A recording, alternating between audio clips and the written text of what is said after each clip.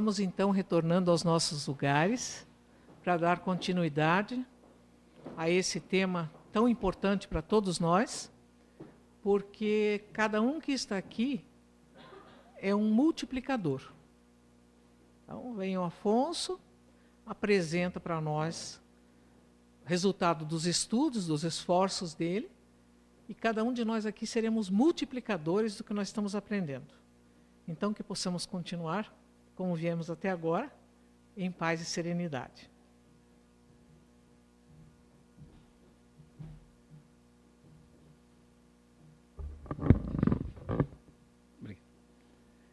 Queridos amigos, nesta clima de paz e de troca fraterna, nós vamos continuar refletindo sobre esse problema da evangelização, da cooperação com Jesus. No nosso atual estágio evolutivo, o despertamento que a nossa consciência começa a adquirir para atingirmos aqueles objetivos que verdadeiramente estão demarcados, né, já estão definidos na nossa ação, que nós possamos realmente atingir a eles. Nós vamos avaliar agora 3 versículos do Evangelho e buscar as referências que eles podem nos ajudar. Vou pegar uma cola aqui, que talvez precise dela.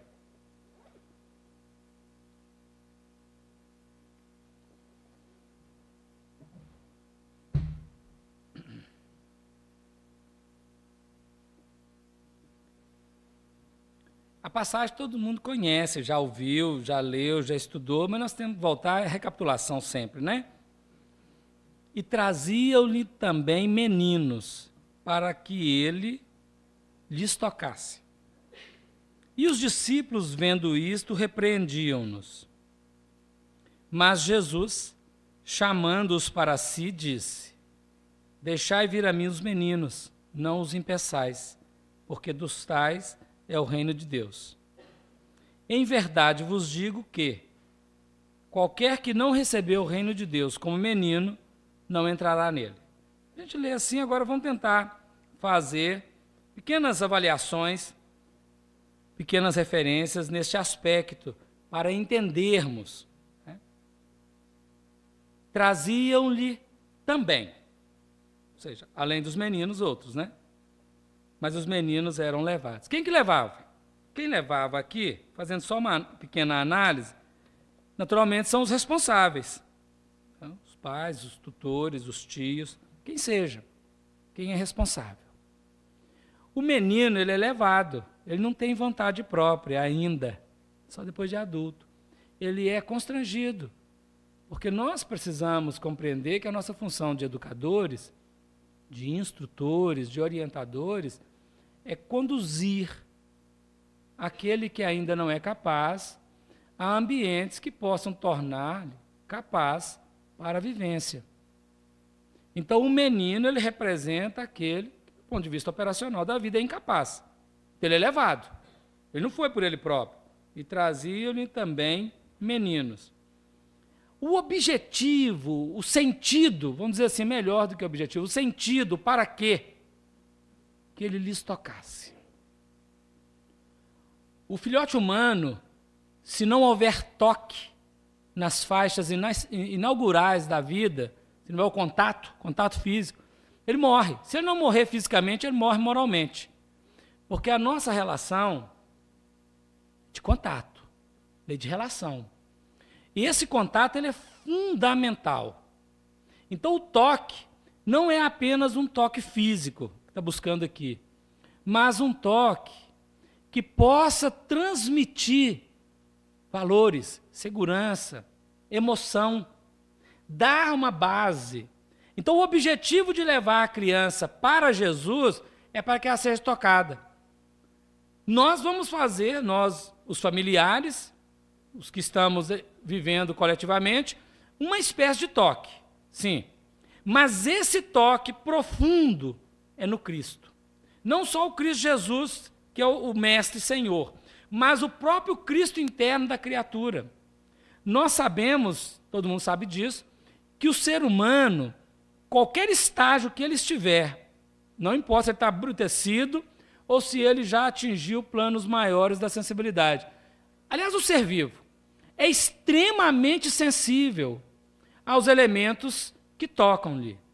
Tem determinadas plantas que alguém olha para a planta e ela murcha. A pessoa é chamada de seca-pimenteira, né? Mas a planta é muito sensível também, conforme a carga magnética irradiada. Os animais são sensíveis, os seres humanos também.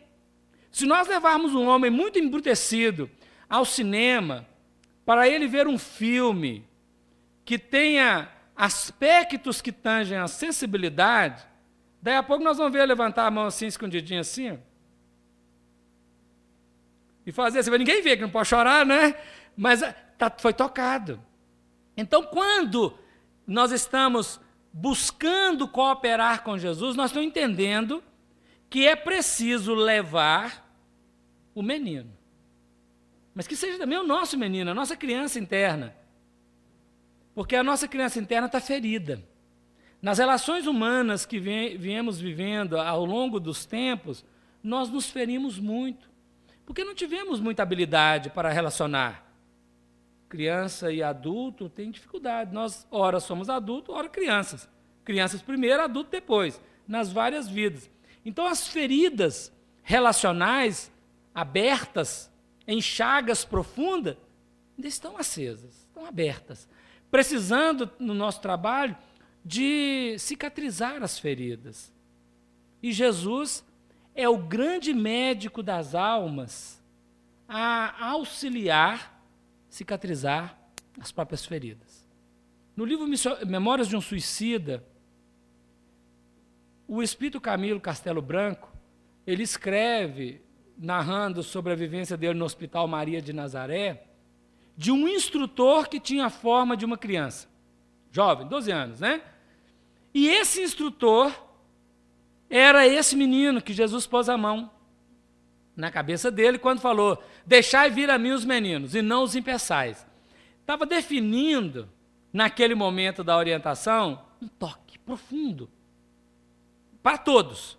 Mas ele recebeu um influxo tão maravilhoso daquele contato que ele, a partir dali, começa uma evolução mais consciente, saudável, e toda vez que ele desencarnava, em homenagem e por memória, ele mantinha a expressão daquela criança. Você imagina, chegava lá, o instrutor tinha 12 anos, né? É isso. Porque mantinha, o perispírito obedece ao comando do espírito. Ele mantinha a apresentação de criança numa memória, numa gratidão a Jesus, a circunstância que o colocou naquele momento, mas o toque profundo. Nós todos, o Haroldo, ele ressuscitou essa fala do Chico Xavier, e ela está, para todo lado nós ouvimos, e nós também estamos falando, que nós estamos com muita saudade de Jesus. Nós todos estamos com saudades de Deus. Porque a experiência humana sem Deus, a experiência humana materialista, a experiência humana correndo atrás de coisas, não planificou a nossa alma, não nos tocou. Enchemos de muitas coisas, essas muitas coisas nos fizeram às vezes sofrer, trouxeram prazeres, mas decepções, e agora nós começamos a sentir saudades e buscar aquele ponto fundamental, essencial, que é o Cristo de Deus, que é o grande arquétipo a nos levar à redenção nossa. Então, os meninos eram levados para que ele tocasse. Nós viemos aqui hoje, não importa a nossa faixa cronológica, trazendo a nossa criança, para que ela seja tocada por Jesus, para que abra a sensibilidade. Aí entra a postura dos discípulos. O discípulo é aquele que está encarregado de fazer a filtragem e intermediação entre o mestre e o aprendiz, o necessitado. O discípulo, no nosso caso aqui, ele é o professor, o evangelizador, tutor, de alguma maneira, o educador. Ele é discípulo. Diz o texto que ele viu a cena, percebeu, captou. Mas a postura do discípulo, repreensão. O adulto, é a próxima fase aqui, mas nós vamos começar a falar. A postura do adulto referente à criança, seja ela no plano social, um adulto com a criança, seja ela no plano psicológico. O ego adulto trabalhando com as recordações traumáticas da fase infantil, da própria criança. Nós ficamos na repressão, na repreensão. Freud diria assim, nos recalques, que define um ponto de constrangimento, de coágulo. E todo coágulo é um perigo, porque se der um coágulo e virar um trombo, é um perigo. Se o negócio deslocar, não é? Não pode. Não pode. Então, qual que o discípulo está fazendo? Repreendendo, com várias questões. Criança traz problema, faz bagunça no campo lá, não é? Criança gera desconforto, meninos gera desconforto. O discípulo representa aquele adulto que esqueceu que foi criança. E esqueceu a própria criança, que não permite as manifestações da própria criança. Quando se vai às dinâmicas, quando os psicólogos resolvem fazer dinâmica com adultos, de roda, é uma coisa incrível.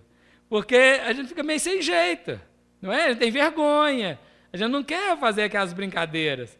Eu vi a Sheila Passos, esteve aqui em Curitiba semana passada, ela estava numa outra casa, e ela falando sobre a evangelização de bebê. Aí eu não vi o vídeo todo, são 37 minutos que o Rodrigo postou lá, eu vi várias partes dele, ainda não vi todo. Então ela ensinando a fazer a chuva, né? Fazer o barulho. Gente, é maravilhoso.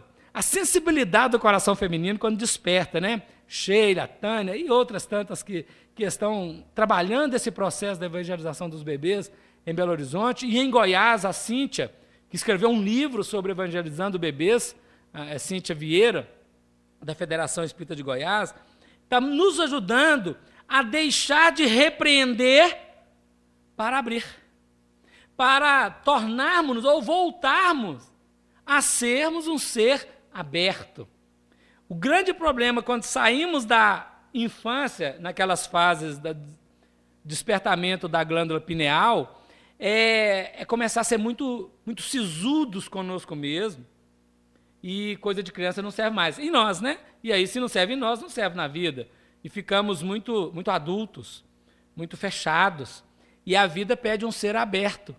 Aí Jesus faz assim, olha, definindo esse processo, né, chamando a atenção ao discípulo, olha como que Jesus posicionou. O grande mestre e Senhor, guia e modelo, melhor tipo que Deus tem oferecido à humanidade para servir de modelo. Mas Jesus, chamando-os para si, Jesus chamou a criança.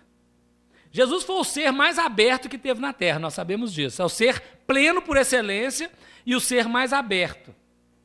Então ele chama as crianças para ele. Aproxima, toca profundamente, coração para coração. A sensibilidade, né? A emoção comunica coisas incríveis. Quando nós falamos aqui muito aquela questão do dever, do sentimento, e às vezes ela fica dúvidas no terreno nosso. O Pequeno Príncipe diz que só se vê bem com o coração, porque o essencial é visível aos olhos. Nós não estamos negando isso, de jeito nenhum. Jesus definiu assim, bem-aventurado os limpos de coração, porque eles verão a Deus. Ou seja, nós vamos ver Deus pela limpeza do coração. No Livro dos Espíritos, a questão número 10, pergunta assim, pode o homem compreender a natureza íntima de Deus? O Espírito diz assim, não. Falta-lhe para isto o sentido. Não é um sentido, é o sentido. Na questão 11, ele pergunta de forma diferente a mesma coisa. Será dado um dia ao homem compreender o mistério da divindade? Aí o Espírito abre o horizonte. Quando, questão de tempo, né? Quando é tempo. Quando ele não mais tiver o Espírito obscurecido pela matéria. E quando, pelos seus esforços, se houver aproximado de Deus, então ele o verá e compreenderá. Então, o sentido que vige na gradação da intuição é o amor. Claro. Só que, quando nós chegarmos no amor, nós estaremos equilibrados entre sentimento e razão. é o dever pleno diante da vida, cumprir o mandamento, vivenciar o mandamento. Então, esse sentimento, ele é importantíssimo ser trabalhado, ampliando horizontes na relação, galgando degraus que vão verdadeiramente nos capacitar no amor e na sabedoria, as duas asas que vão conduzir o espírito humano a Deus. Ele chama as crianças e vai fazer uma advertência para todos nós, os evangelizadores, os educadores, os tutores, os pais. 2 imperativos muito importantes. Deixai vir a mim os meninos, e não os impeçais. Quando um agricultor, um jardineiro, um hortalista planta determinada semente, não precisa ensinar para aquela semente o que ela vai ser. Precisa falar assim, alface? Vai ser alface assim. Alguém que está plantando uma horta? Não precisa. Por quê? Porque ela já traz dentro dela tudo o que ela é. Está em estado de potência e tornar-se-á em ato à medida que desenvolve. O espírito que reencarna também já é. Só que está em potência o que ele tem, que precisa tornar em ato. Então, qual que é a função, por exemplo, de quem planta alguma coisa, do jardineiro? É adubar, irrigar, podar, proteger contra determinados insetos, não é? Fazer as proteções. Então, nós, como evangelizadores, temos uma função importante, deixar os meninos irem, que eles vão. E esse deixar, é claro, coloca a água, né, da boa vontade, do amor, o adubo do alimento, da nutrição, né? Protege contra ervas daninhas, as invasões dos elementos estranhos que estão em sociedade, né? Protege contra outras invasões quaisquer, e isto vai permitir o ser desenvolver. Isso permite o ser desenvolver, porque somos também, como a semelhança do vegetal, como a semelhança do animal, seres filhos de Deus, que temos toda uma trajetória delineada. Então, quando o adulto interfere muito, ele às vezes impede a livre manifestação do ser essencial. Tem que tirar realmente, fazer as podas, aqueles elementos estranhos, não é? Começou a sair galho cheio de espinho, dá uma podada naquilo. Limite. Limite é importante. Olha, nós ouvimos de um companheiro lá do centro, fazendo campanha do quilo. Tem o interfone, desceu o senhor com o filho, e o filho estava na mão 2 pacotinhos de feijão. Aí chegou e falou assim, filho, entrega para o moço da campanha do quilo a doação. Aí o filho, menino, 3, 4 anos, não, é meu, não. Falei, não, filho, entrega para ele. E ele lá esperando. Não. Aí o pai virou e falou assim com o campanha do quilo, está vendo? Ele não quer dar, então infelizmente eu não vou poder te doar. Infelizmente eu não posso doar, ele não quer dar. Está invertido ou não está o processo, gente? Estamos criando ou não estamos criando um acelerado? Um egoísta? Está. Porque era o momento da educação. Que é isso, filho? Você quer para doar. Não quer dar, não? Dá licença. Entrega lá. Porque desceu para isso. A criança não tem essa lógica do que é doação. Ela é egocêntrica, né? Inicialmente ela é egocêntrica. Ela não é egoísta, ela é egocêntrica. O egoísmo vem depois, né? Então ela quer reter. Nós somos seres que queremos reter as coisas, naturalmente, sambarcar a vida, para aprender a doar. E aí um pai, nessa natureza, se continuar desse jeito, esse menino é que manda na casa, ele aprende rapidinho, né? Aprende rápido, porque ele fala não, concordam com ele fala sim, concordam com ele. Estamos invertendo todo o processo educacional. Todo o processo educacional. Isso não é respeitar a vontade dele, porque criança de 3 anos tem vontade assim, não. Eu não sei como que é como são as outras expressões da casa. Nós não estamos aqui para avaliar. Nós estamos avaliando uma cena, um fato, e esse fato ele pode mostrar, não é, uma série de outras questões. Então, deixar que venha a mim não é permitir livremente a manifestação, é dar orientação. A criança, quando chega, ela tem valor.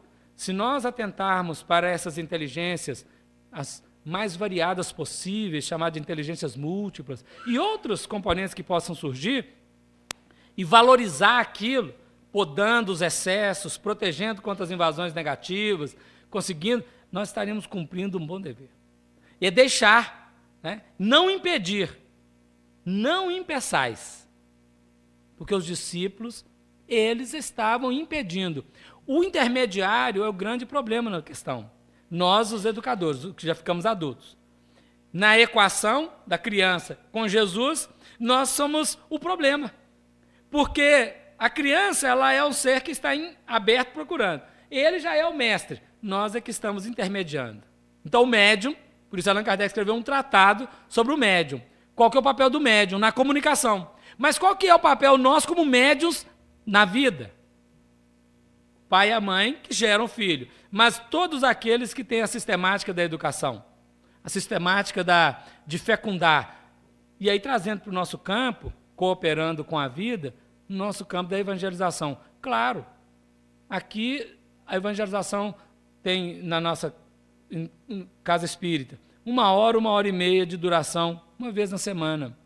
São 168 horas na semana. Então, veja o trabalho ingente, trabalho que precisamos ter para que naquela 1 hora torne saudável, né? Para repercutir as outras 168 horas. Quando os pais colaboram com a evangelização, ainda melhor ainda. Então, essa repreensão que Jesus faz ao discípulo, ela é essencial, ela é fundamental, e precisamos ficar muito atentos, porque, ele diz assim, dos tais é o reino de Deus. Claro que não é da criança biológica, mas é do tipo psicológico da criança. E o tipo psicológico do menino, né, da menina, da criança, é ser um ser aberto. Pronto a descobrir, querendo buscar o pulsar da vida. A criança pergunta. Inicialmente, nós aprendemos com Allan Kardec e com os filósofos que nós precisamos aprender a fazer perguntas. A criança faz perguntas. Só que as perguntas da criança, geralmente elas são assim, por serem perguntas de criança, incômodas. E às vezes eu estou muito ocupado, às vezes eu não sei, não quero, não estou com paciência, eu transfiro para o outro. Pergunta seu pai, pergunta sua mãe, pergunta seu tio, pergunta sei lá quem. E a criança, depois de um tempo, ela cansa de fazer perguntas. Porque ela aprende com o adulto a só dar respostas, a não perguntar. Porque esse adulto, também por vez dele, outrora, não teve como perguntar, porque ele perguntava e não tinha resposta. E aí nós ficamos seres respondendo, explicando, como diria o Raul Seixas numa canção, né? Todo mundo explica tudo, como o avião pode voar, como a luz se acende, o dicionário ao meu lado cheio de palavras que eu sei que eu nunca vou usar. E aí a vida fica muito pragmática, sem expressões mais profundas, psicológicas, filosóficas, e apenas vivenciando o dia a dia. E isso mata a criança em nós. Precisamos resgatar o espírito que pergunta. Nós sabemos, com Sócrates, que a pergunta é do homem, a resposta é de Deus. Se nós invertermos, nós estamos fazendo o papel de Deus. Responder. Claro, vamos responder conforme a pergunta surja no horizonte da vida operacional. Mas nós estamos dizendo aqui do plano de vista espiritual. Eu tenho que ter pergunta. Um discípulo de Sócrates visitou o templo de Apolo, lá em Delfos. E a pitonisa, interpretando o pensamento do deus Apolo, disse assim para ele, no meio do diálogo, da conversa: Sócrates é o homem mais sábio da terra. E o discípulo ficou encantado com aquilo. Eu sou aluno do mais sábio. Então, logo, né, por dedução. E ele volta entusiasmado e diz assim: Sócrates, Apolo disse que você é o homem mais sábio da terra. Sócrates ouviu aquilo e disse a ele assim: eu sou um sábio que sei que nada sei. O menino olhou aquele negócio, né? Puxa vida. Esmureceu, né? Esvaziou. Aquela ducha gelada em Curitiba. no dia frio. Eu falei, puxa vida, eu venho falar que ele é o homem mais sábio que o deus Apolo falou, e ele diz que é um sábio que não sabe nada. Mas o que é isso? E o menino saiu assim meio acabrunhado, o rapaz, né, o aprendiz, o discípulo.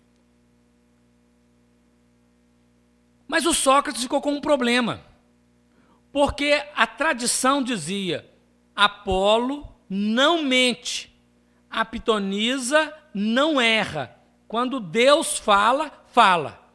Aí o Sócrates falou, e agora, o que eu faço? Ela falou que eu sou sábio, eu sou um sábio que eu sei que nada sei. Não era humildade não era falsa humildade. Ele falava, eu sou um sábio que sei que nada sei, falava mesmo. Então eu preciso, naturalmente, descobrir sobre isso. Como é que eu vou descobrir? Investigando. Aí Sócrates foi para a praça e perguntava assim, você é um sábio? Aí o sofista falava, sim, claro, sou um sábio. Então me fala, o que é a verdade? Aí o sábio, o sofista, ia responder a verdade, assim, por exemplo, o homem verdadeiro, e aí vinha com as explicações. Aí Sócrates ia no outro, você é um sábio? Sim, sou um sábio. Então me explica o que é a moral. A moral, por exemplo, assim, o homem que é... E aí foi. E o que é o amor? O que é beleza? O que é? Toda vez que Sócrates perguntou aos que se diziam sábios o que da coisa, eles respondiam não no conceito da coisa, mas nas explicações, nas adjetivações e em outras explicações dos fenômenos.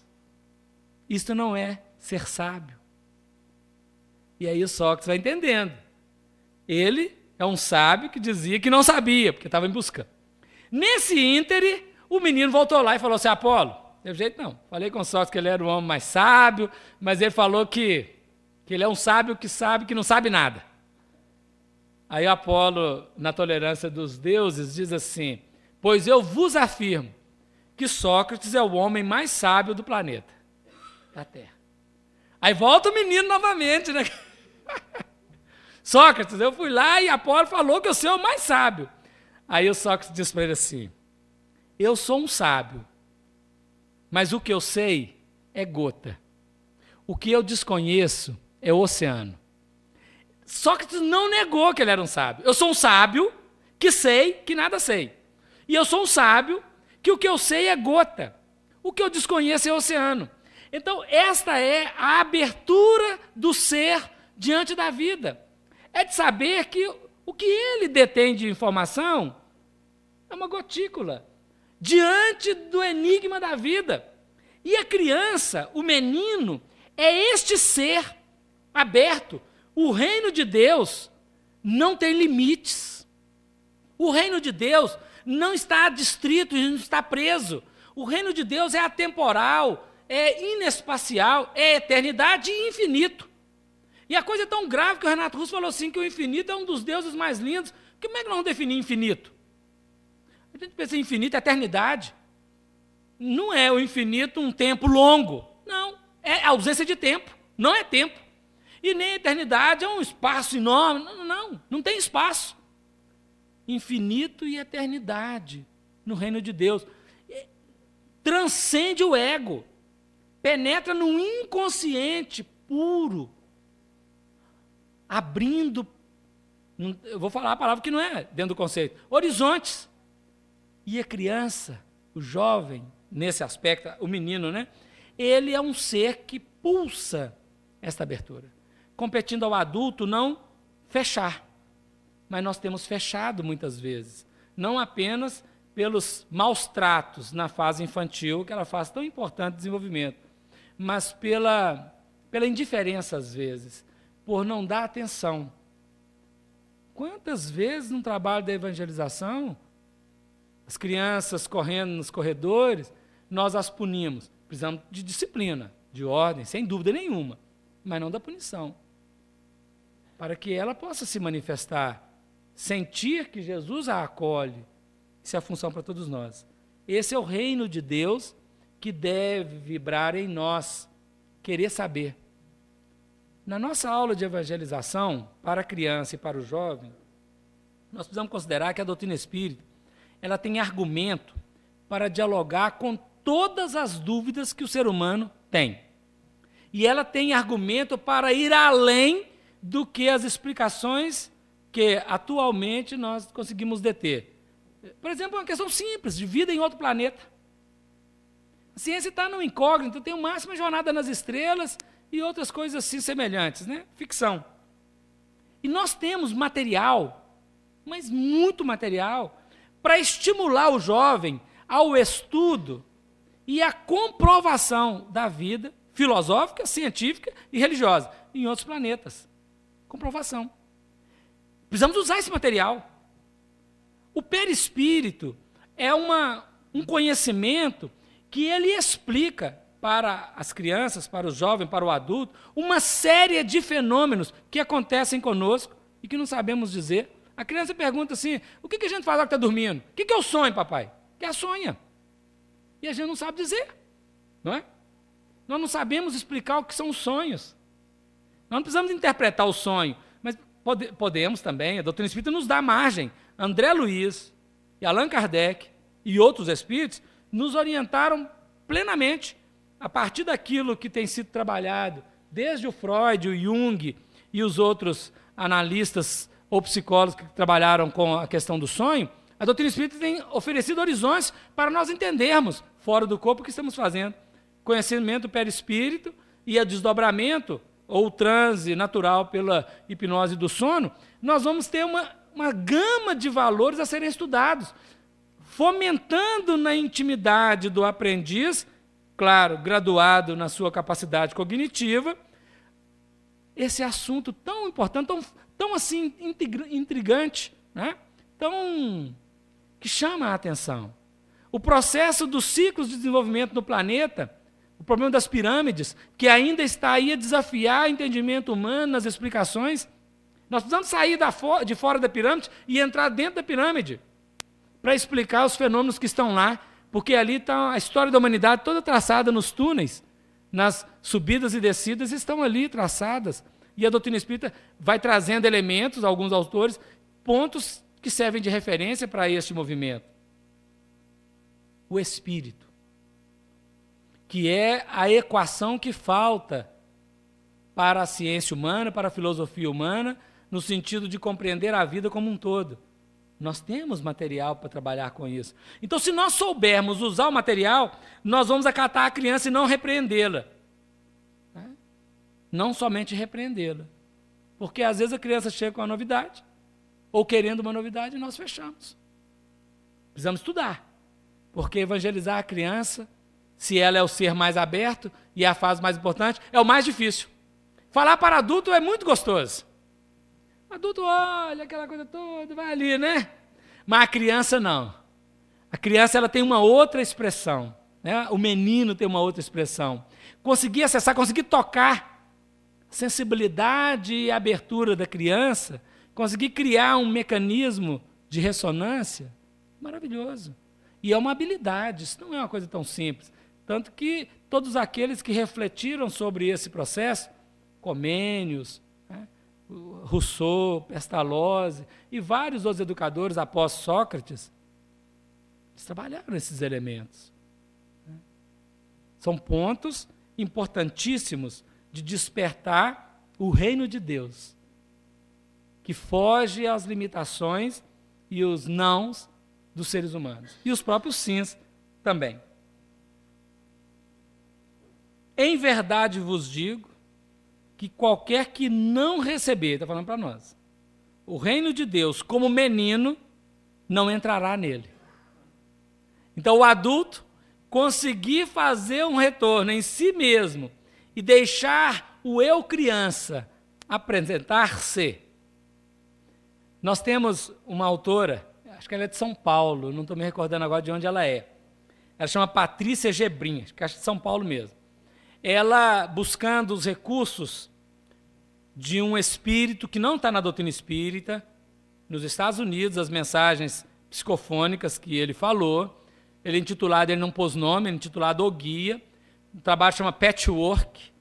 Patch, caminho, work, trabalho, é o trabalho do caminho. O Patchwork, ele vai nos ensinar sobre a estrutura psicológica, espiritual, e vai falar do eu inferior, do eu máscara, do eu superior, essas coisas todas. E essa Patrícia, ela escreveu um livro baseado nisso, chamado assim, Gente que Mora Dentro da Gente. Quantos eus moram dentro de nós? Não é? O eu sou, é um deles. O inferior é outro. O eu máscara, o eu criança, o eu presunçoso. Quantos? O autoconhecimento, ele passa por isso. Nós precisamos descobrir quantos eus moram cá. E quais deles têm predominância? Quais são os regentes? Porque pode ter o problema da tirania, não é mesmo? Pode ter o problema do autoritarismo. Então, este eu que domina autoritariamente, ele traz um problema grave, impedindo a entrada no reino de Deus. Porque para entrar no reino de Deus, se entra aberto às descobertas. O reino de Deus está para lá de plano espiritual. Mas vamos pensar o plano espiritual. Quando André Luiz chega na cidade de Nosso Lar, ele chega como hóspede, enfermo, paciente do hospital. Mas André Luiz é um espírito perquiridor, científico. Ele pergunta. Às vezes, nós estamos lendo a obra de André Luiz e até ficamos assim, achando ele chato com a pergunta. Não sei se alguém já achou André Luiz chato na pergunta, que está perguntando demais para o instrutor. Não tem chatice. Se nós acharmos chatice, é o adulto incomodado com a criança. O Hilário Silva, que é o amigo do André Luiz em 2 livros, que pergunta também, perguntas mais ingênuas, o próprio André Luiz escreve. Ele não está tão amadurecido aqui no plano espiritual, por isso que está fazendo essa pergunta assim. Parece que é uma pergunta boba, não existe pergunta boba, existe a pergunta. E o grande instrutor, ou os instrutores que André Luiz apresenta, eles são orientadores. E de descoberta em descoberta, de habilidade em habilidade, de novidade em novidade, não a novidade vazia, mas aquele valor que faz fecundação e crescimento saudável, ele é apresentado por André Luiz nessa expressão. Por isso que a obra de André Luiz é tão rica, no sentido filosófico, em todos os sentidos, mas nesse da pergunta. Precisamos aprender novamente a fazer perguntas. Allan Kardec, ele reinaugura. Primeiro foi Santo Agostinho. Santo Agostinho trouxe a filosofia, Platão e Sócrates, e misturou com a fé católica. Depois, o São Tomás de Aquino faz uma inversão no processo, traz Aristóteles ao patamar. Mas Allan Kardec, ele reedita Sócrates e Platão. Coloca no livro do Evangelho segundo o Espiritismo, eles assinam no livro dos Espíritos, Sócrates assina no Prolegômenos e Platão assina uma das respostas na última parte, reeditando as perguntas. E Kardec faz pergunta. Ele recebe um caderno com algumas perguntas, muito ingênuas, que aqueles primeiros faziam, e ele reelabora todo um sistema e traz o livro dos Espíritos. Quantas perguntas tem no livro dos Espíritos? Não é? O livro dos Médiuns, o Evangelho segundo o Espiritismo, todos os livros. Ontem nós estávamos conversando com os amigos e eu comecei a contar uma história e aí parou, eu não concluí, né? E falei assim, fugiu. Depois que terminou, voltou. Falei, não era para falar lá, é para falar cá. Então nós vamos falar aqui. Se pudermos, né? Nós estávamos falando sobre a fé. A fé é como se fosse alguns estágios. O primeiro estágio da fé é o estágio emotivo, reativo, diante das intempéries da vida. Então, o ser primário, o Homo sapiens, e o Sapiens Sapiens inaugural, eles estão lá olhando aquela chuva, a trovoada, a neve e outros elementos. E o que é isso? Ele não tinha domínio, ele não sabia de onde vinha, e começaram a inventar deuses, ou forças, sei lá o quê, que justificavam aquele acontecimento. Mas nesse movimento, alguns seres com um psiquismo, um sentido espiritual mais aberto um pouco, começaram a ver além das aparências. Eram os pajés das tribos primitivas, começando a criar o sacerdócio, o domínio sobre a explicação da incógnita. E o pajé, para ganhar força, ele elege, numa estrutura muito complexa, o cacique. E aí essa força do pajé e do cacique vão dominar toda aquela cultura, todo aquele organismo, durante muito tempo, fazendo a fé, chamada fé cega, onde a autoridade do pajé, corroborada pela autoridade do cacique, seja o faraó e seja o sacerdote do templo, não importa qual a estrutura de governo, mas é a mesma coisa sempre, o domínio da fé. Tanto que no Egito, uma das culturas mais amplas no conhecimento que já teve na terra, os exilados da capela, que quase todos voltaram para a capela, o faraó e o sacerdote conheciam a ideia do Deus único. Mas tanto o faraó quanto o sacerdote, para o povo, ensinavam o paganismo, né, o politeísmo.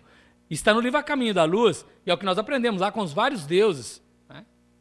Por que isso? Para dominar. Essa fé cega, fé que o sacerdote define, que é o segundo estágio, ela vigorou. Nós estamos inaugurando um horizonte novo, que é com a doutrina espírita, no terreno espiritual dos meninos, que se abrem, saindo da autoridade fechada do sacerdote e abrindo a perspectiva da fé raciocinada. Que pergunta? E aí Allan Kardec diz assim, fé raciocinada só é aquela que pode encarar a razão face a face, em todas as épocas da humanidade. E o que é isso, gente? É um absurdo perguntar. Ô pai, o Caim matou o Abel, fugiu e casou com quem? Cala a boca, menino, para com isso, você vai para o inferno. Não pode, não. Perguntar para o padre um negócio desse não dava, né? Qualquer pergunta religiosa, diante do dogma, ela sofre repressão, porque não tem explicação. Eu não sei dizer, eu proíbo perguntar, é mistério, meu filho. E aí os filósofos religiosos diziam assim, eu creio porque é absurdo. E porque é absurdo, eu creio. É uma fé sustentada. Que o Espiritismo vem romper frontalmente, de cima a embaixo. Ao Espiritismo não está vedado nenhuma pergunta. Está aberta ao Espírita todas as perguntas. E se perguntar, vai encontrar a resposta. Pode ser que não encontre imediatamente, mas é como diria o seu Leão, pergunta o que quiser. As respostas vêm no tempo. Vêm, porque a doutrina espírita, ela é resposta de Deus aos homens. Emmanuel faz uma imagem no livro Consolador sobre o Velho e o Novo Testamento. Ele diz que o Novo Testamento é a indagação dos filhos ao Pai sobre o que é a vida. E o Novo Testamento é a resposta de Deus às criaturas sobre o que é a vida. Então, no Velho, eles perguntam, meu Deus, o que é isto? E aí vem Jesus e diz assim, eu sou a verdade, eu sou a vida, eu sou o caminho. É a resposta. E a doutrina espírita é aquela chave que vai nos facultar a entender a pergunta e a resposta. Doutrina espírita é síntese. Só que doutrina espírita só pode ser síntese se ela estiver estribada na caridade. Porque sem caridade não existe verdade. Por isso, a lei define a lei de justiça, de amor e de caridade, e não de verdade. Verdade é o conceito da revelação, mas o que dá vida à verdade é a caridade. Fora da caridade não há salvação. Então nós estamos na lei justiça, amor e caridade. Está no livro dos Espíritos. A definir para nós a abertura desse estágio da fé que quer saber. Então, fé e ciência precisam irmanarem-se. Capítulo 1 do Evangelho segundo o Espiritismo. É a aliança da fé e da ciência. A ponte que vai fazer essa aliança chama-se doutrina espírita. E aí projeta o ser no quarto nível da fé, quarto estágio da fé, que é a fé fides, fidelidade. entrega absoluta, consciente e saudável da criatura à vontade do Criador, como fez Maria de Nazaré quando Gabriel a convidou para ser mãe de Jesus. Como fez Francisco de Assis diante das vozes que diziam a ele: cavaleiro do Cristo, tens medo? Ele olhava assim, o que é isso, né? Cavaleiro do Cristo, reconstrói a minha igreja, salva a minha igreja, cura a minha igreja. E essas vozes repetiam, e Francisco, ele descobre, quando ele abre o coração, volta a ser criança, um jovem, e ele abre, ele compreende. E ama a vida, se entrega em absoluto. Francisco de Assis tinha um seguidor, um discípulo, um aprendiz, chamava Frei Leão. O Frei Leão acompanhou Francisco de Assis em todos os momentos da vida dele. E nos últimos dias do Francisco de Assis, ele sobe ao Monte Alverne e fala com o Frei Leão assim: ó, eu vou orar ali e você fica aqui. Não vai não. Aconteça o que acontecer, você não vai lá não. As preces de Francisco de Assis davam trovoadas, tinha raios, gritos, a coisa era escandalosa, do ponto de vista assim, psicológico e espiritual. Para quem não tinha visão espiritual, não tinha nada acontecendo. Mas, no caso lá, e o Frei Leão tinha aguçadas visões e as percepções. E o Frei Leão escandalizado com aquilo que estava acontecendo no Monte Alverne. Trovoadas, raios, em determinado momento, um clarão vem lá do infinito e vaza o Francisco de Assis todo, deixa as chagas marcadas. Foi tão potente que Francisco morre pouquinho depois disso, ele não dá conta de sobreviver, o corpo não aguenta. É quando Francisco entra em contato, em comunhão plena com o Cristo interno e com o Cristo Jesus. E o Frei Leão viu tudo isso. Lá da moita ele estava olhando e percebendo as coisas. Ele não foi viver, ele não podia. Mas a história vai passando, né, para a humanidade, dizendo para nós desta fé fides, fidelidade, né, que define a entrega da criatura. É o reino de Deus dentro dela.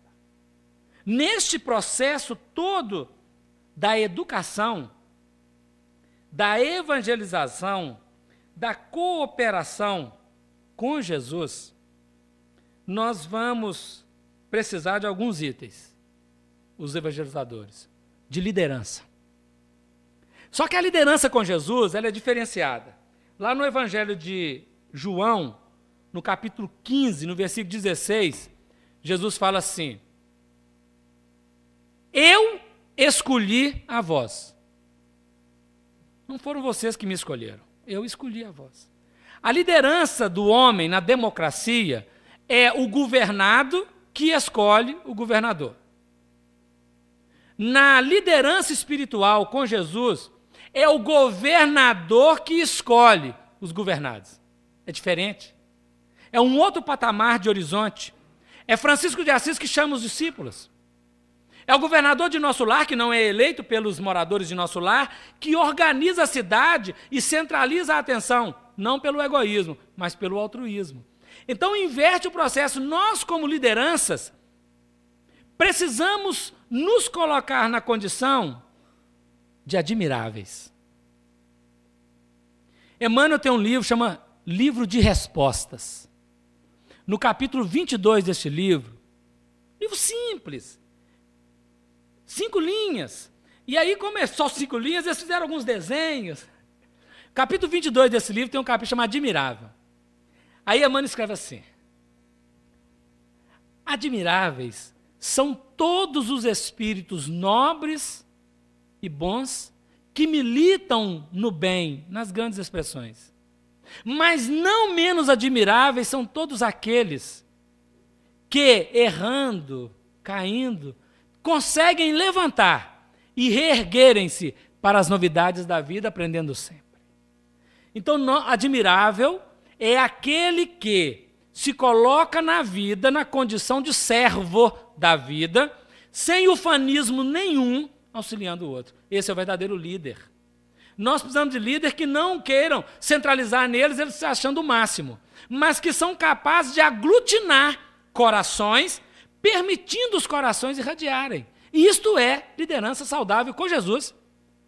A liderança que avoca para ele a responsabilidade de coordenar, mas que, atraindo a atenção dos liderados, fecunda os liderados para multiplicarem diante da vida. Esse é com Jesus.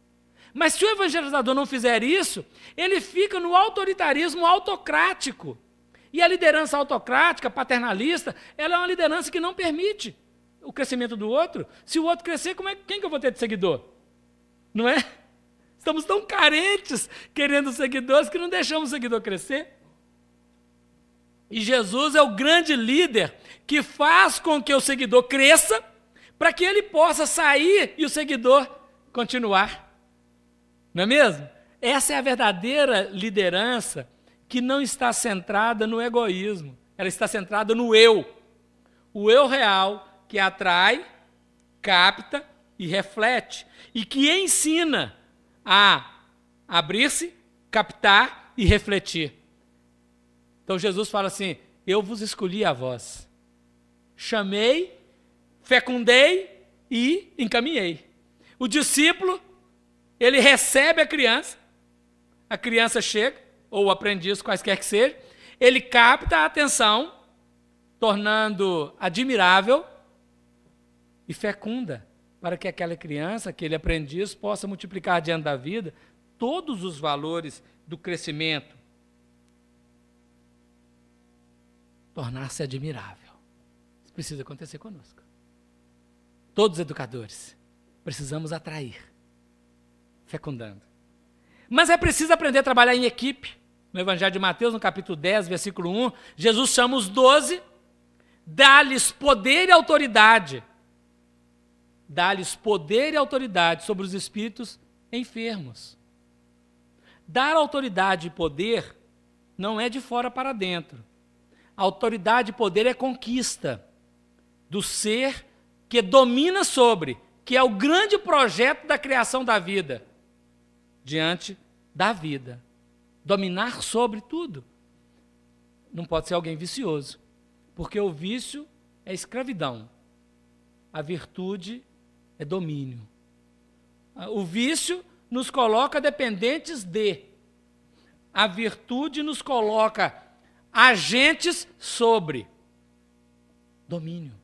O domínio real, como diria a nossa irmã veneranda, os filhos do grande rei. E você lê o livro e fala, gente, mas é muito simples. Aí nós vamos aprender que o essencial é simples. E é na simplicidade das coisas que as grandes coisas acontecem. É no silêncio que as grandes coisas acontecem. É na simplicidade da vida. As complexidades. Quando nós lemos a filosofia humana, eu comecei a ler o Hegel, nas explicações do espírito, Immanuel Kant, que são espíritos nobres, nós não estamos criticando. Mas é tanto vai e volta da ideia que a gente chega num determinado parte e fala, mas não, o que eu estou lendo mesmo? Não é mesmo? Então, assim, são questões que a nossa mente ainda meio obtusa, é uma falta de humildade, meio obtusa, 98% obtusa, meia já é privilégio, né? Não consegue compreender. E quando nas entrevistas com o Chico Xavier perguntaram sobre os filósofos, por que os filósofos, aquela coisa toda, ele falou assim, quem sabe os filósofos não eram médiuns e que interpretaram o pensamento de outros, né, e deixaram aí a ideia. Nas perguntas lá do Pinga Fogo, né? Chico Xavier, que maravilha, que homem aberto, né, gente? Ele, para dar uma resposta, ele pedia desculpa. Alguém perguntava, ele ia responder, ele começava um entretanto, lá, um entrementes, pedindo desculpa para poder responder, fecundando corações. A didática de Jesus, nós vamos conhecer que é partir daquilo que é conhecido para o que é desconhecido. Jesus ia falar para alguém que lidava com ovelhas, ele falava do problema das ovelhas. Mas se ele ia falar para outro que lidava com a terra, ele ia falar da terra. Com cada grupo, ele partia daquilo que a pessoa conhecia. Então eu preciso conhecer quem chega. Eu vou evangelizar um grupo que é socialmente assim, em vulnerabilidade. Olha que palavra bonita que nós usamos. Vulnerabilidade social. E a pessoa não tem determinadas práticas, não tem determinado acesso. Pode ter, às vezes, agora pela visão, pela visualização na televisão e outro cenário. Ele não tem aquele. Aí eu quero levar aquela informação baseada numa cultura que ele não tem. Ele não vai entender nada. Aí eu vou evangelizar um outro grupo que já tem acesso a muitas coisas. E quero levar uma argumentação que ele não conhece. Nasci na roça e levei um amigo na roça. Ele foi com meu pai, com minha mãe. E ele já tinha visto, assim, galinha, né, nessas coisas. Já tinha até comido. Presa lá. Mas ao chegar em contato com a natureza, né, já é diferente. É um escândalo, né? Ver a vaca, né, no açougue é uma coisa, mas ver a vaca em vida real é outra. Hoje a televisão já mostra tudo, não tem mais novidades sobre isso. Mas a pessoa se escandaliza de ver no elemento concreto. Vamos estudar geografia e falar de terreno arenoso. É preciso levar a pessoa para ter um contato, porque senão fica muito abstrato na cabeça dele o que é, não é mesmo? Essa questão da terra. Precisamos ter esse contato. E o nosso aprendizado vai se fazer assim. A nossa escola tem uma organização e um funcionamento que nós vamos conhecer. A estrutura física e a estrutura dinâmica. Os pesquisadores, os psicólogos humanistas, a partir do Carl Rogers, eles desenvolveram uma ideia, na terapia de grupo, que nós precisamos preparar o ambiente para quem chega. Claro, se alguém vai à nossa casa, os guarda-roupas recebem tudo que estava fora de lugar e fecha ali, ninguém vai ver nada, não é? Mas nós na Casa Espírita não temos guarda-roupa, mas tem o espaço que recebe a criança. Precisamos tornar aquele espaço aconchegante, preparando-o para que quando a criança chegue, o menino chegue, o adulto chegue, o espaço diga para ela, sem voz, por imagem, que ela foi esperada. Que ela está sendo recebida. E ela vai sentir a comunicação não verbal, mas a comunicação ambiental, daquilo que ela tem para receber ali. E a outra dinâmica na organização é o conteúdo. O que é que temos para oferecer? O que é que o outro tem de pergunta? E como podemos juntar a pergunta com o que temos para oferecer e fazer um conteúdo que fixe na intimidade? Porque às vezes a criança vem com uma pergunta e eu estou com outra coisa para falar, e aí não dá, não é? Nós, por exemplo, assim, que não temos essa expressão da mediunidade mais ostensiva, preparamos e vamos falando dentro daquilo que é a programação que fizemos. Alguns que vão trabalhar o assunto e que captam um pouco mais, eles costumam até mudar o assunto ao meio do tempo, porque tem uma percepção mais ampla. A vida faz isso conosco. Nós precisamos treinar a ouvir, escutar. Não as vozes faladas, mas as emoções que são expressadas.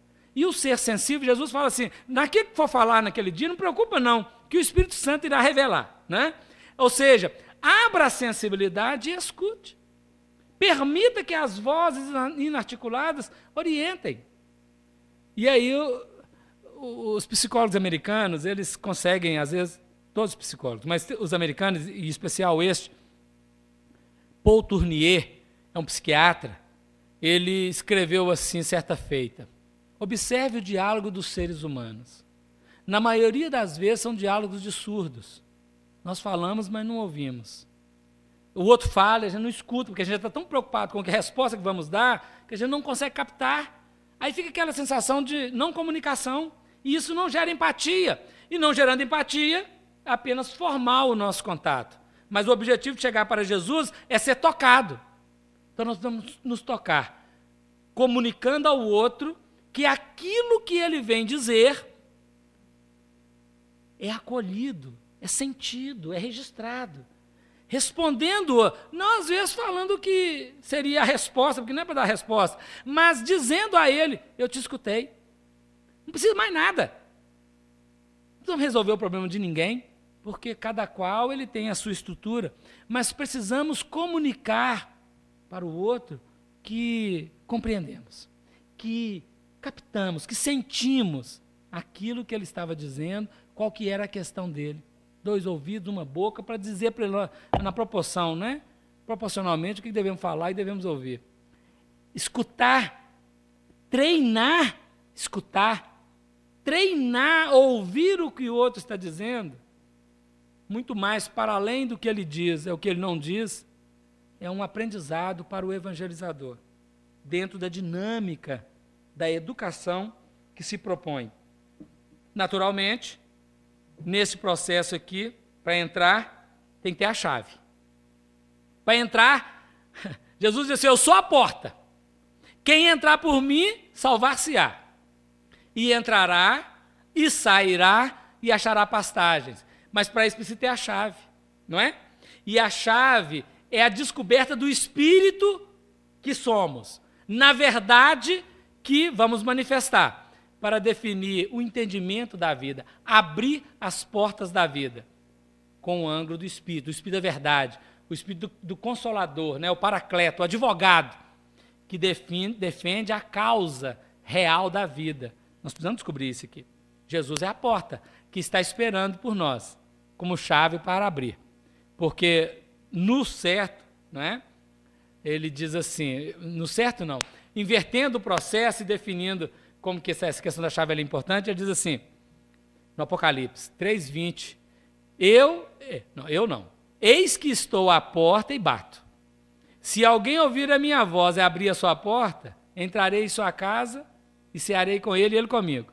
Então, quando eu consigo abrir a porta do meu coração para ressoar com ele que está à porta, e que é a porta, e que bate, eu abrindo a porta, ressoando com ele, nós vamos fazer comunhão. E a comunhão, que é o amor, a fraternidade, definirá a grande alimentação do Espírito na vida. Plena nutrição. A verdade plena. São os processos que nós estamos precisando acalentar. Em 1951, no dia 17 de agosto, em Pedro Leopoldo, teve uma reunião. O filósofo espiritualista Pietro Baldi veio visitar o Brasil, a convite do Clóvis Tavares, e fez uma série de palestras no Brasil. E ele passa por Pedro Leopoldo, chega lá, e tem uma reunião entre eles. Eram 12 ao todo, 10 pessoas, e os 2 médios, cada um numa cabeceira da mesa, e outras pessoas estavam ali à volta. E eles psicografaram. E nesse dia, o Chico Xavier, entre muitas coisas, ele psicografou uma mensagem do Francisco de Assis, endereçada ao Pietro Baldi. E uma das frases eu trouxe para colocar aqui para nós lermos, concluindo o trabalho. A mensagem é muito grande, muito bela, muito profunda. Mas dentro do contexto que nós estamos estudando, o Francisco de Assis fala assim para o Pietro Baldi. Refaze as energias exauridas e volta ao lar de nossa comunhão e de nossos pensamentos, a definir a criatura que, refazendo do cansaço da vida, da caminhada, que não é fácil, sabemos disso, mas refazendo dessas energias, conseguir voltar à comunhão das noures saudáveis, dos pensamentos saudáveis, em espírito e verdade, nós, os encarnados com os desencarnados, na comunhão, e conseguirmos entrar no reino de Deus. Conseguirmos amar a vida. Conseguirmos verdadeiramente sermos um com Cristo, um com Deus, pelo amor. Agradecemos a oportunidade, a atenção de todos, este momento que para nós foi de muito significativo, e que Deus possa abençoar a nossa caminhada, todos nós, e nos encontrarmos em breve, se possível, para vibrarmos novamente essa fraternidade, essa energia tão saudável, tão luz. Muito obrigado pela oportunidade que vocês nos concederam, tá? E podemos encontrar. Muita paz a todos, e devolvemos a palavra, tem as perguntas, mas devolvemos a palavra para a nossa coordenadora. Se for a hora de devolver a palavra... Se vai ter as perguntas agora, fique à vontade, tá?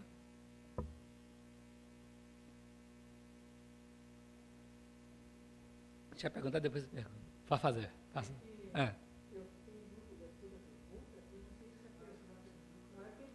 É uma informação que foi passada a você, É. é pelo Espírito Jerônimo, e ele fala assim: o amor que está em nós deve ser emanado às criaturas no sentido da evolução. Que beleza, hein? Maravilha. Eu só vou pedir para o médico que recebe essa mensagem, comece a fazer caligrafia também. Que faça caligrafia.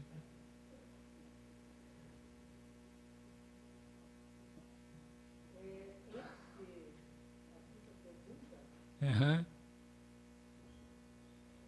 Eu vou convidar a médica porque eu estou com dificuldade de ler, mas é que é tão bela a mensagem, Nossa, e se eu for ler, eu posso tirar dela a beleza que está aqui. isso mesmo. Prefiro que a pessoa que entende a própria letra, leia bem.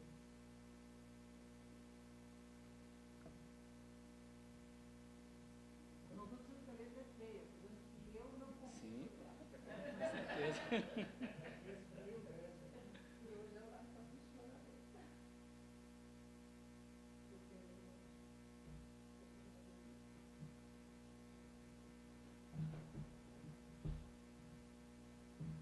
Olha, veio assim com muito carinho, com muita emoção.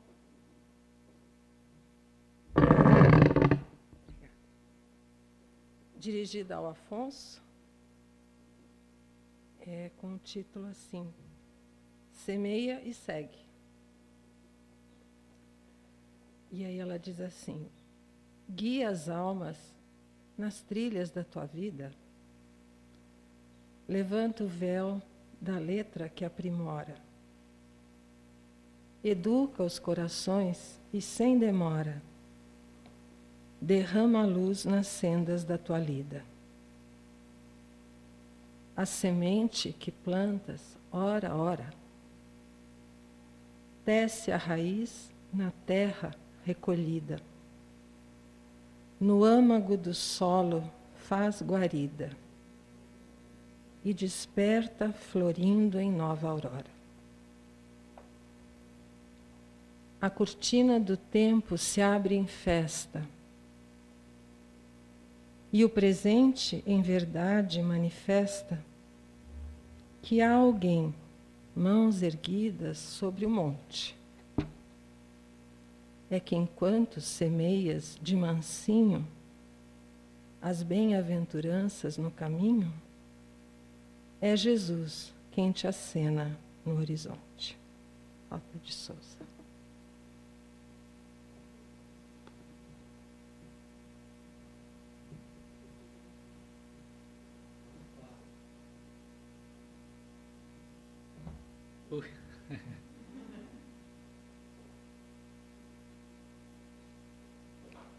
Bom, o coração lá vai, né? Passa de uma certa idade, o coração fica...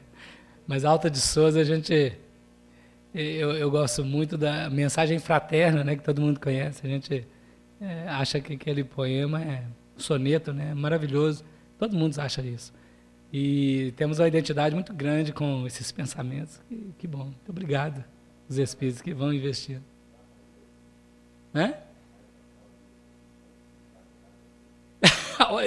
Tá precisando já começou.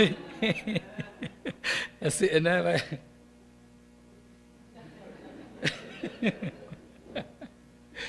Ai, ai. Pois é, pois não? Isso.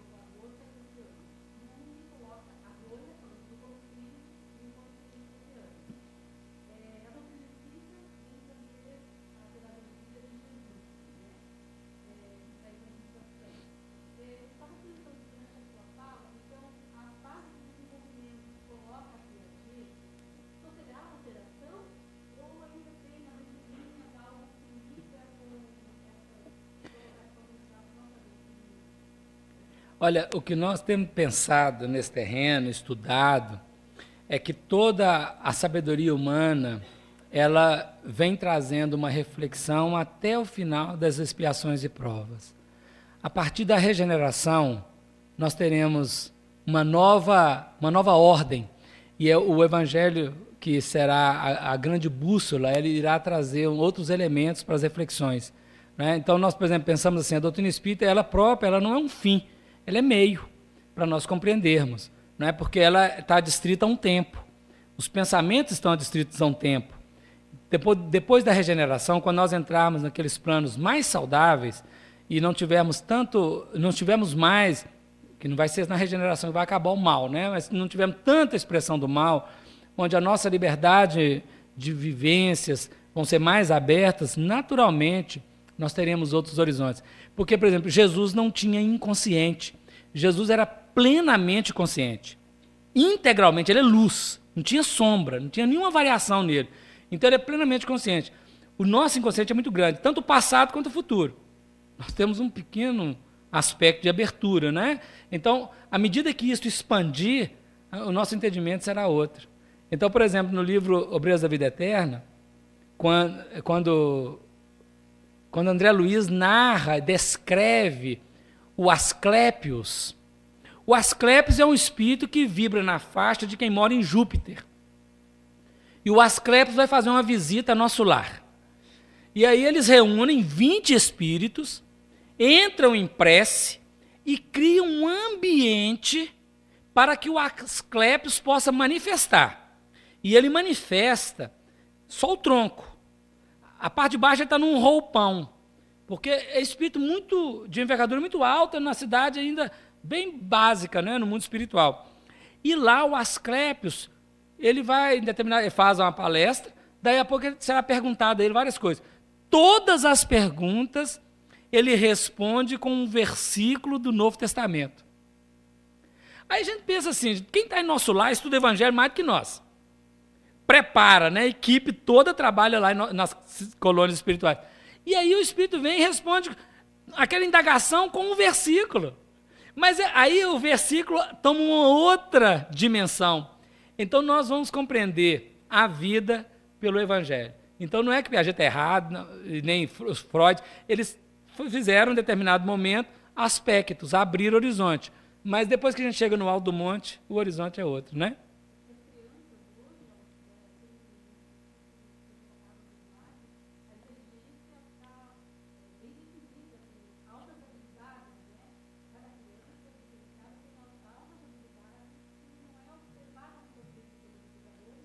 Claro. Quando o Divaldo Franco fez a palestra das crianças índigo, né, nos Estados Unidos, lá eles pegaram e fizeram um trabalho, mas muitos pedagogos não concordaram. Alguns grupos nossos de pedagogia, aí, inclusive os pedagogos espíritas, não concordaram com aquilo que era um absurdo. Não está errado, né? Está correto. Os espíritos estão encarnando, e quando a gente fala que alguém tem, às vezes, ele é hiperativo, nós é que não aguentamos a velocidade dele. E aí você imagina o espírito que tem com um corpo ainda muito... É como se fosse o Schumacher dirigindo um Volkswagen. Não é mesmo? E o Schumacher, ele pisa, só vai até quarta o Volkswagen. Não é mesmo? E aí, então, os meninos estão nascendo hoje, sejam eles de regiões mais difíceis ou de regiões mais superiores, é o Schumacher num Volkswagen. Nós temos que melhorar o nosso corpo, porque tem que facilitar. Então, aí ele fica realmente hiperativo. Aí vai tomar Ritalina. Oh, meu Deus. Né? É claro que tem momentos complexos, mas, né? Deixa ela falar aqui, eu te dou a palavra já, tá? Pode falar.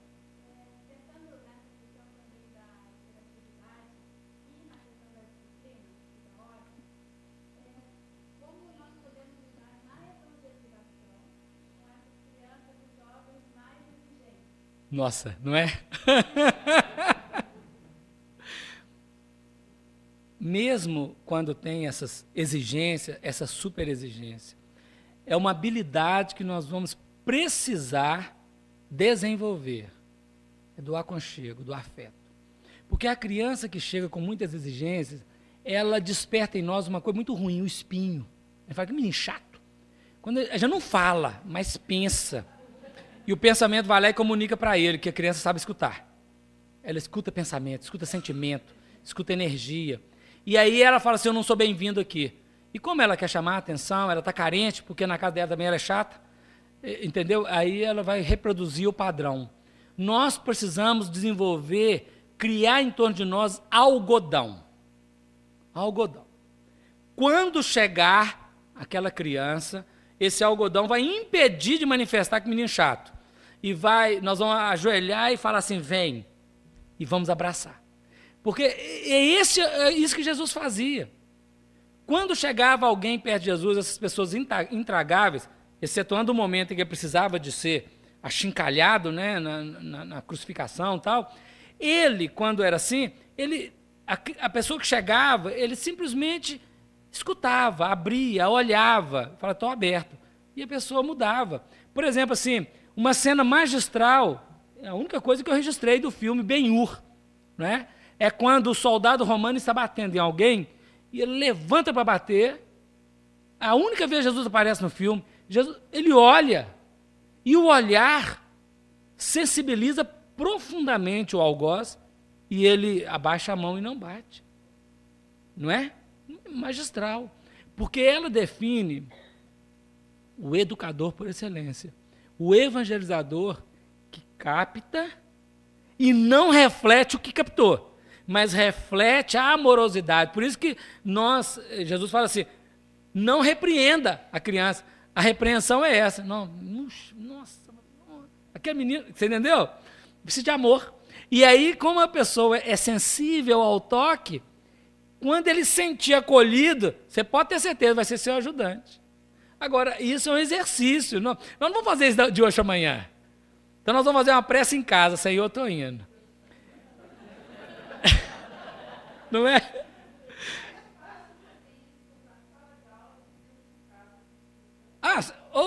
O filho ferve o sangue, porque o filho é sanguíneo, e o sangue está o perispírito, e perispírito é relacionamento do passado. Olha a mãe do André Luiz. A mãe do André Luiz, ela, quando estava encarnada, o marido dela dava umas, né? E ela não sabia. Quando chega no mundo espiritual, ele estava no umbral, que ele morreu antes dela, e ela descobriu que ele estava lá no umbral das amantes que ele tinha na terra, 2 estavam com ele. As outras foram embora, acharam outros melhores. Mas essas 2... E aí, o que ela fez, gente? Ficou xingando ele? Não. Ela orou, pedindo a Jesus, depois de um tempo, para que ela pudesse interceder pela encarnação dele e dela, para serem novamente marido e mulher. E as 2 amantes, primeira e segunda filha, pode vir até como gêmeas. Agora imagina, aquelas 2 amantes, quando crianças, tudo que a mãe falar, ô papai, mamãe está aqui, ô papai, mamãe está, ô papai, vai ser um negócio, né? Se ela não tiver o coração muito bem, ela vai rivalizar com essas meninas, não é mesmo? Geralmente quem faz muito isso é o pai, quando o filho, né, o príncipe encantado, nasce como filho da mulher, e aquela churumela, aquele abraço, aquela pegação toda, e o pai olha assim e fala assim, mas esse menino, né, briga, é o ciúme. Então, aí dentro de casa tem um problema grave, que é a consanguinidade e a relação do passado. Na evangelização e na escola, nem sempre tem vinculações assim. Tem vinculações espirituais, mas não consanguíneas. Mas nós vamos trabalhar. Então, nós vamos nos preparar, adocicar o nosso sangue, que não tem nada a ver com diabetes, tá? Adocicar espiritualmente o nosso sangue, você entendeu? Agora é um exercício. Por isso nós temos que ler as biografias dos grandes evangelizadores. Como que Eurípides conseguiu fazer isso lá em Sacramento? Como que o Chico Xavier fez para evangelizar? Como que o Francisco de Assis? Como que os grandes espíritos fizeram?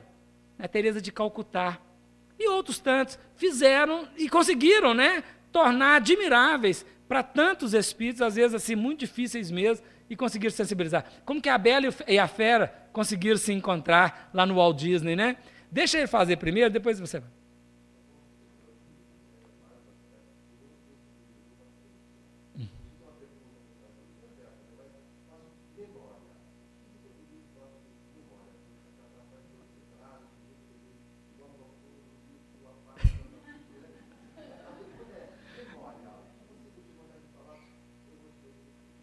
no livro Pensamento e Vida, no capítulo 2, já que o negócio é assim.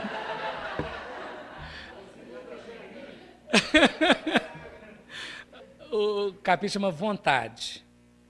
Emmanuel vai falar assim, que a vontade é a gerência esclarecida e vigilante, governando todos os setores da ação mental. E esses setores têm 4 departamentos importantes. Um departamento é da inteligência, o outro é da imaginação, o outro é do desejo e o outro é da memória. Existem outros, mas esses 4 são fundamentais. E aí ele vai dizendo assim, se a inteligência não tiver coordenação da vontade, ela pode cair na criminalidade. Se a imaginação não tiver a vigilância e a administração da vontade, ela pode gerar perigosos monstros na sombra, que são as fantasias. A imaginação é aquilo que é possível de realizar.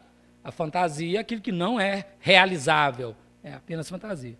Se o desejo não for coordenado pela vontade, ele pode, né, gerar problemas gravíssimos para os séculos. E a memória é a mesma coisa. Quando a memória não é utilizada pela vontade, ela pode cair em deplorável relaxamento. Então, o que acontece conosco ao longo do tempo? Nós temos determinadas expressões de falar assim, não quero saber disso não. Não sei, tem raiva de quem sabe, não quero saber. Então... E aí nós vamos vivendo a vida muito pragmaticamente, corremos o olho na letra e não registramos. Muitas vezes nós lemos livros pela quantidade de páginas, 500, não vou ler isso não. Aí tem que fazer a prova, a gente lia uma página, saltava 5, lia outra, né? Ou pegava os resumos de alguém. E isso foi gerando em muitas outras coisas, muitos movimentos de esquecimento. Esquecer de lembrar ou lembrar de esquecer. Relaxando a memória, chegando em casos graves, patológicos de adoecimento, quando nós entramos, né, nas chamadas demências. Aí o que acontece? Determinados espíritos que negligenciaram as letras encarnam com uma incumbência muito grande de recordar das letras que foi negligenciado. Então não é por mérito, é por necessidade. E precisam agora utilizar a mente nesse exercício. Então isso tem acontecido, tá? O que é o fenômeno? A memória é por uso, à medida que vai usando, né? Então nós, como lemos, precisamos fazer anotação, registrar, falar. Gente, eu faço palestra todo dia quase. A vida antes do espiritismo é uma coisa, depois do espiritismo é outra. Trabalho até 4 horas, depois dedico ao espiritismo integral. Então, é todo dia fazendo estudo. Aí, o que surge de memória é isso, né? Por causa da leitura. Mas, fora esse aspecto da leitura e de todo dia, precisamos aprender a fazer uma coisa muito importante. Quantas vezes eu preciso ler uma linha de um parágrafo para poder registrá-la? Tantas quantas forem necessárias. Não é decorar, mas é conseguir apropriar do espírito da ideia. Porque quando apropria do espírito da ideia, fica fácil, né? Então, assim, eu não sei, às vezes a gente vai falando e não explica nada, né? Mas o aspecto, quando eu olhava o Honório, isso é reflexão. O Honório, ele citava lá o versículo. Eu pegava, o versículo estava correto. Mas como é que ele faz isso? Aí eu li um versículo. 5:1 do Evangelho de Mateus. E Jesus, vendo a multidão, subiu ao monte e, assentando-se, ensinava a multidão. Coisa assim. Aí eu li aquilo e falei assim, eu vou decorar isso. Vou decorar. Aí eu saí, isso aí eu estou falando a minha técnica, né? Cada um tem a sua.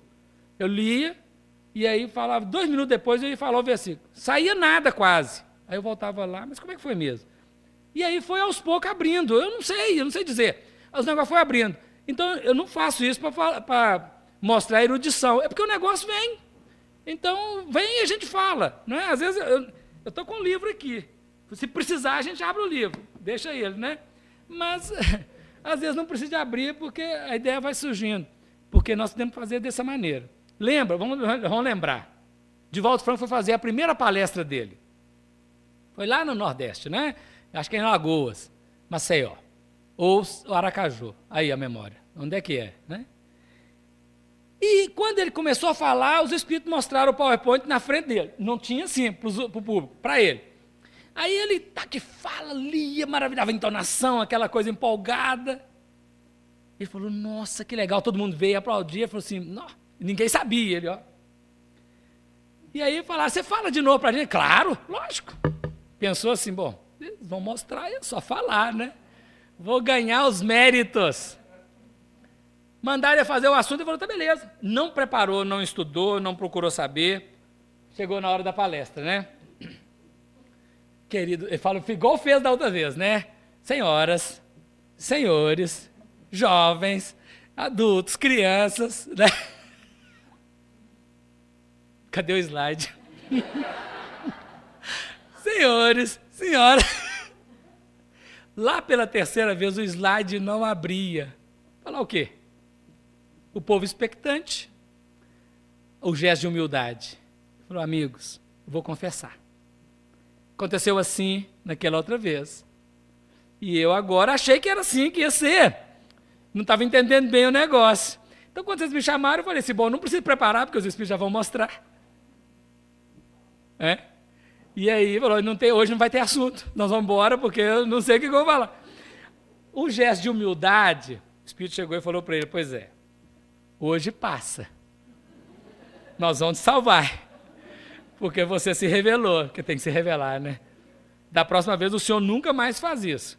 Assumiu um compromisso, estuda, prepara, nós vamos te ajudar, mas nós não podemos inventar. E aí, abriu o slide, a palestra aconteceu, o processo foi, e ele está aí igual um trator de Deus, fazendo palestra no mundo inteiro, não é?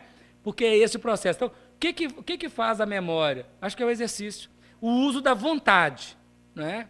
Então, assim, sem querer fazer autobiografia, mas nós vivemos uma vida até os 23 anos no mundo do paganismo, igual Santo Agostinho. Só ainda não sou igual eu depois de conversão ao cristianismo, mas na bagunça lá era a mesma coisa, ou pior. E aí, quando a doutrina espírita chegou, foi assim, em 180 dias eu li 120 livros. Eu tinha tempo, trabalhava na banca de jornal, gente. A banca de jornal não era aquele sucesso, né? Vendia um jornal a cada 15 minutos. Então, Jesus sabe o que faz. Aí, antes eu fazia palavras cruzadas e via outras coisas assim. Você entendeu, né? Então, agora, com o livro espírito, era um livro, às vezes 2 por dia. O livro que gastou mais foi Paulo Estevam. Eu li num dia e na metade do outro dia. Né? 120 livros em 180 dias, porque eu não trabalhava no domingo na banca. Então, não dava para ler os 180 livros nos 180 dias.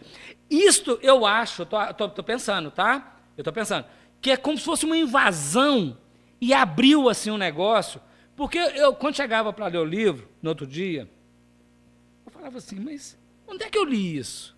Eu li isso em algum lugar. Não é possível. Eu estou lendo aqui agora o livro pela primeira vez, eu nunca tinha pegado no livro. E falei, mas eu já li.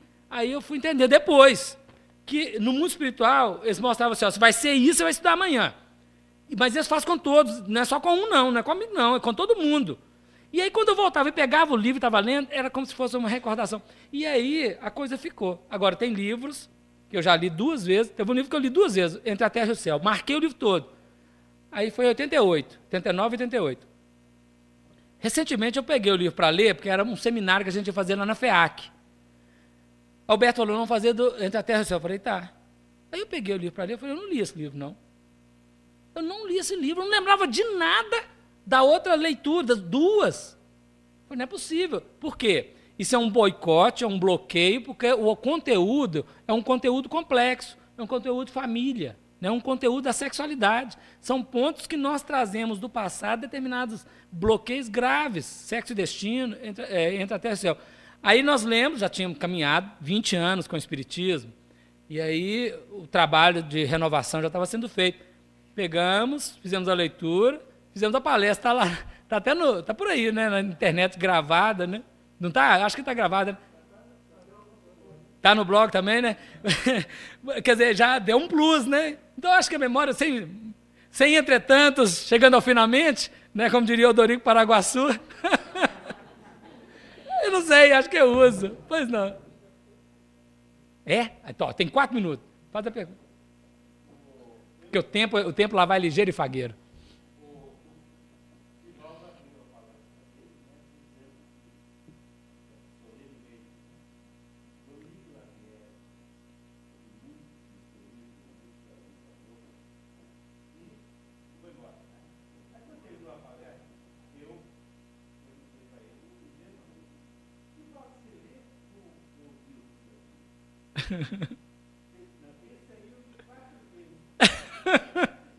Eu fico imaginando onde é que eles tinham tempo para tanta coisa, né?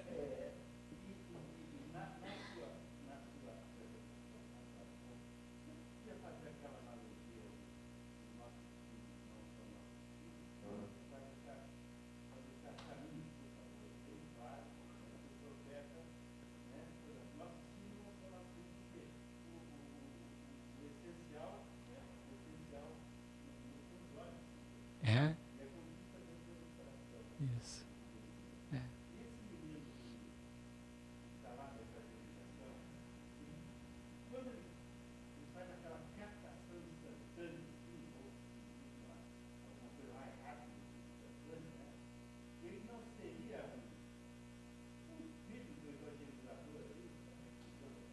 Claro, sem dúvida. A relação é essa. Nós precisamos aprender a trabalhar com o sistema da fraternidade. Nós não somos donos de nada, nem de ninguém. E precisamos aprender a dominar nós mesmos, as emoções mais frágeis, né, mais complexas, mais impulsivas. Na relação da troca, da fraternidade, da ressonância. Então, um filho biológico, nós demos o casulo materno, o material genético para poder desenvolver e poder reencarnar. É um filho de Deus.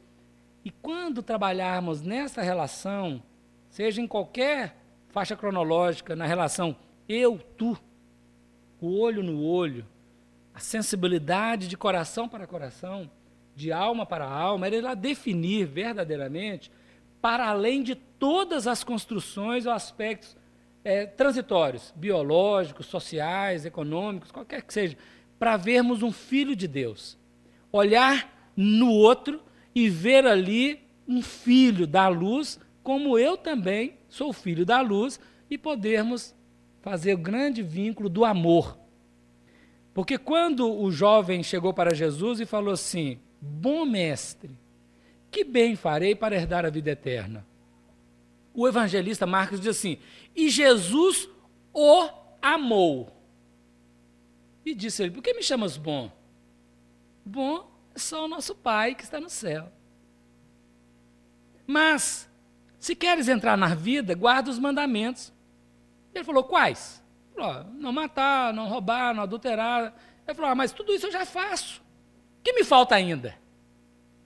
Olha para você ver. Ele perguntou o que ele ia fazer para entrar na vida eterna. Para herdar a vida eterna. O negócio dele era herança. Jesus falou com ele assim, para entrar na vida, se queres entrar na vida, guarda os mandamentos. Cumpre os mandamentos. Zele por eles e cumpre os mandamentos. Quais? Cita lá 7. E ele falou, mas eu já faço isso. Aí Jesus abre o horizonte, um novo horizonte. Se queres ser perfeito, vai, sai de si mesmo. Vende tudo o que tens. Dá-o aos pobres, ao que não tem. Vem e segue-me, e terás um tesouro no céu. E o jovem foi embora, acabrunhado e triste, porque ele tinha muitos bens e não queria desfazer dos bens. E Jesus orienta sobre esse problema, não é? Então nós vamos entender o seguinte, ele semeou a semente.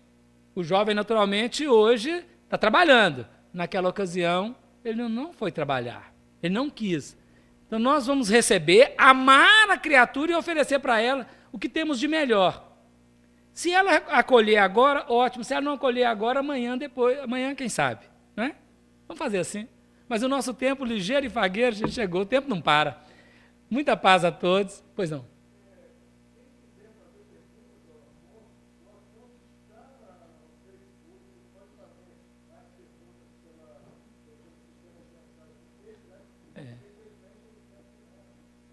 O tempo não deixa, né? Muita paz a todos, muito obrigado, que Deus abençoe a caminhada de cada um. Curitiba, um grande abraço, foi ótimo, maravilhosa, a primeira vez aqui, foi sensacional, para nós, né? Tomara que tenha ajudado de alguma maneira. Muita paz a todos, muito obrigado.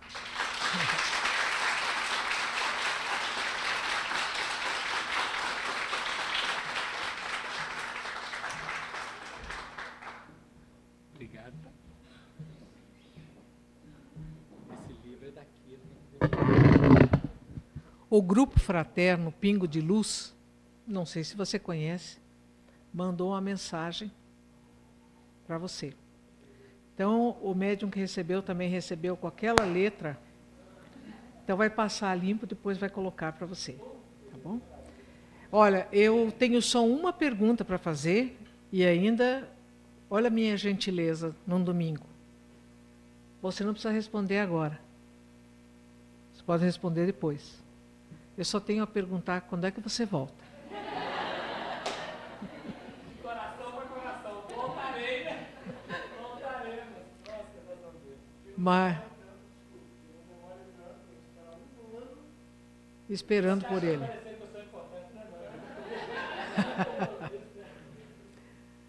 Olha, nós queremos agradecer a presença de todos vocês e agradecer principalmente ao amigo Afonso, porque fez essa nossa espera nos tornar plenos hoje, mas nós estamos felizes, porém não saciados.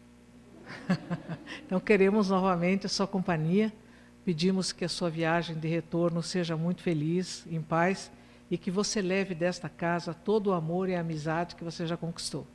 Muito obrigado a todos, obrigada Jesus, obrigado.